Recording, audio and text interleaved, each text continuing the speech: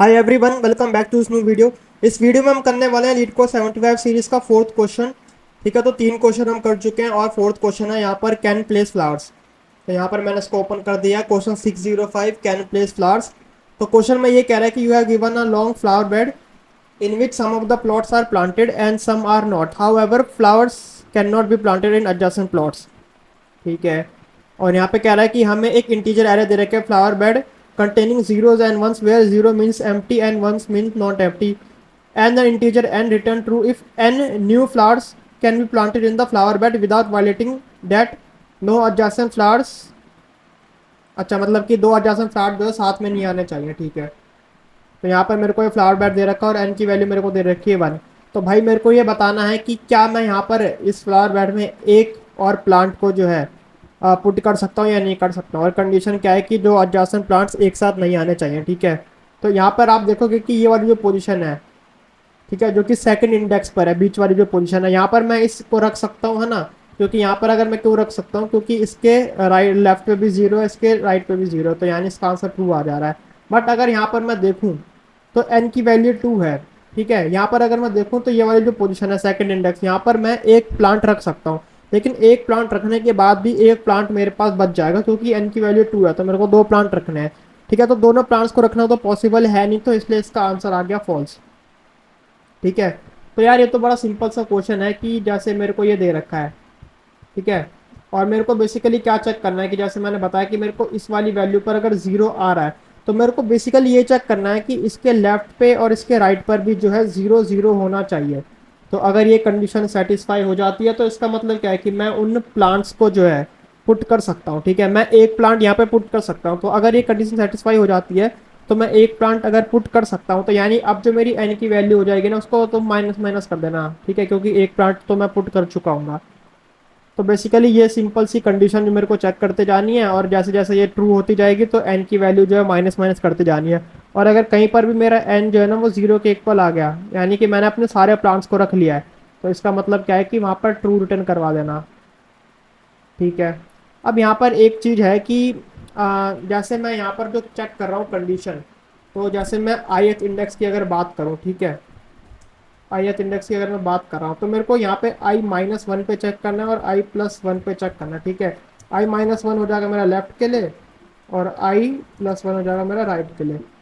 But यहाँ पर एक चीज़ ये है कि जो इंडेक्सिंग होती है वो होती है मेरी जीरो बेस्ड, तो मैं यहाँ पर 0 1 2 ऐसे करके लिख देता हूँ। ठीक है, सपोज करो कि अगर मेरा पॉइंटर या फिर मेरा जो लूप है वो यहाँ से स्टार्ट हो रहा है। ठीक है, तो अगर मैं यहाँ पे ये चेक करने जाऊँ i-1, तो i-1 अगर मैं यहाँ पे चेक करने जाऊँ तो ये तो इसके बाहर आ जा रहा है, मतलब आउट ऑफ बाउंड, यहाँ पर कुछ भी वैल्यू है नहीं।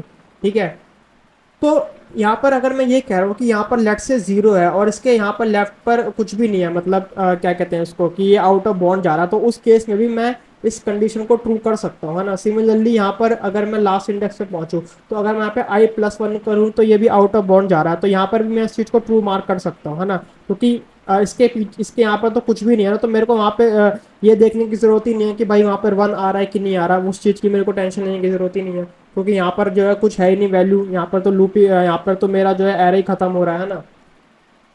तो इस चीज़ को एक बार देखते हैं। ठीक है, तो यहाँ पर एन की वैल्यू मेरे को दे रखी है, कितने नंबर ऑफ प्लांट्स मेरे को यहाँ पे पुट करने हैं। ठीक है, तो मैं यहाँ पे क्या कर रहा हूँ कि मैं यहाँ पे साइज बना देता हूँ। ठीक है, साइज होगा मेरे को फ्लावर बेड डॉट साइज, और मैंने क्या बताया कि भाई अगर एन मेरा जीरो आ जाए तो बहुत बढ़िया भाई, रिटर्न कर दो ट्रू। ठीक है, उसके बाद मेरे को एक लूप चलाना पड़ेगा यहाँ पर, जीरो से लेके जितना मेरे पास साइज है।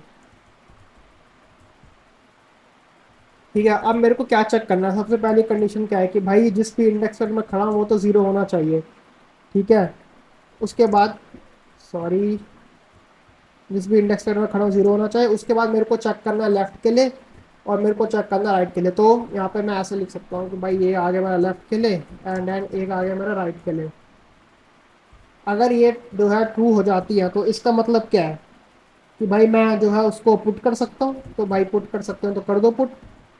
तो यानी फ्लावर बेड ऑफ आई क्या हो जाएगा, 1 हो जाएगा, और एन को जो है हम कर देंगे माइनस माइनस। और अगर किसी भी पॉइंट ऑफ टाइम पर एन जो है मेरा जीरो के इक्वल आ जाता है, तो इसका मतलब मेरे को जो है रिटर्न कर देना है ट्रू।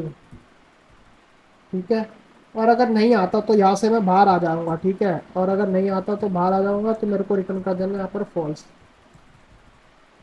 ठीक है, अब यहाँ पर जो ये वाली कंडीशन है और जो ये वाली कंडीशन है, इन दोनों पे आप कंफ्यूज मत होना। ये वाली बेसिकली वो वाली कंडीशन है कि मेरे को जो इनपुट में एन दे रखा है ना, वही मेरा स्टार्टिंग में जीरो है। तो अगर एन ही मेरा जीरो है तो उसको आप ट्रू रिटर्न करवा दो। ठीक है, बट अगर ऐसा नहीं है, इनकी कुछ वैल्यू दे रखी होती है मेरे को, तो मैं इस लूप के अंदर आऊंगा। ठीक है, अब मेरे को यहाँ पर ये वाली कंडीशन लिखनी है, लेफ्ट वाली और राइट वाली। ठीक है, तो इसको मैं कैसे लिख सकता हूँ, ऐसा लिख सकता हूँ ना कि भाई बूल लेफ्ट जो होगा मेरा, उसको मैं कैसे लिख सकता हूँ कि भाई I equal equal to zero हो, या फिर जो मेरा flower bed of I minus one है वो इक्वल इक्वल टू क्या होना चाहिए, जीरो होना चाहिए। ठीक है, और इसी चीज को मैं यहाँ से कॉपी करके आई प्लस वन लिख दूंगा, और यहाँ पे मैं क्या लिख सकता हूँ, जब आई होगा मेरा साइज माइनस वन, यानी कि मैं लास्ट इंडेक्स की बात करूँ। ठीक है, और ये आगे मेरी राइट वाली कंडीशन, और इसको एक बार कर देते हैं रन। तो देखो ये एक्सेप्टेड हो गया, इसको सबमिट कर देते हैं। ठीक है, काफ़ी इजी क्वेश्चन था ये। यहाँ पे बस जो मेन चीज़ है ना, जो शायद दिमाग में ना आए, वो ये है कि ये वाली जो कंडीशन है, ठीक है, अगर मैं इसको यहाँ से हटा दूँ, ठीक है, सिर्फ सिर्फ इन दोनों को ही रखता हूँ मैं, तो इसका आंसर देखते हैं। देखो यहाँ पर रन टाइम एरर आ रहा है ना।